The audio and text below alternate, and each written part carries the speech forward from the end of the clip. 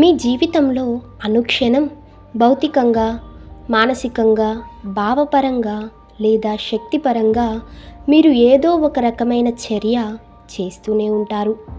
ప్రతి చర్య ఒక విధమైన స్మృతిని కలగజేస్తుంది. దానినే కర్మ అంటారు. భక్తి కర్మను ధ్వంసం చేసి విముక్తి వైపుకి తీసుకెళ్తుంది. ఉనికిలో ఉన్న ప్రతిదీ డైనమిక్ మోషన్లో ఉంది. దానితో కదలండి లేదా దానిపైకి ఎదగాలి.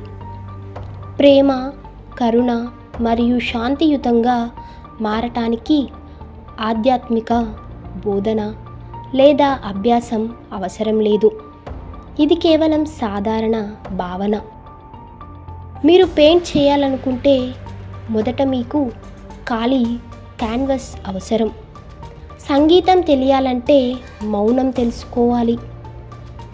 మీరు కేవలం మీ శరీరం మీదే కృషి చేసి దానిని స్థిరంగా కూర్చోబెట్టగలిగితే అది సరిపోదు.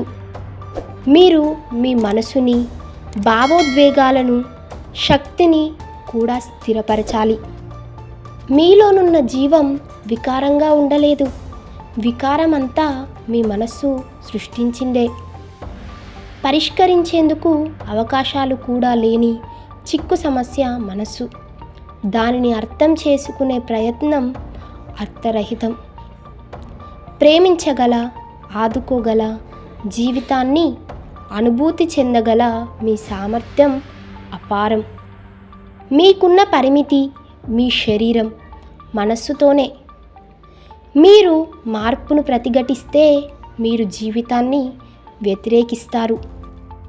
నొప్పి, బాధ లేదా కోపం సంభవించినప్పుడు మీ చుట్టూ కాకుండా మీ లోపల చూడవలసిన సమయం ఇది. భయం ఎందుకంటే మీరు జీవితంలో జీవించటం లేదు, మీరు మీ మనసులో జీవిస్తున్నారు. చాలామంది ప్రజలు ఆకలితో ఉన్నారు ఎందుకంటే ఆహారం కొరత ఉంది. మానవ హృదయాలలో ప్రేమ మరియు శ్రద్ధ కరువు కావటమే దీనికి కారణం.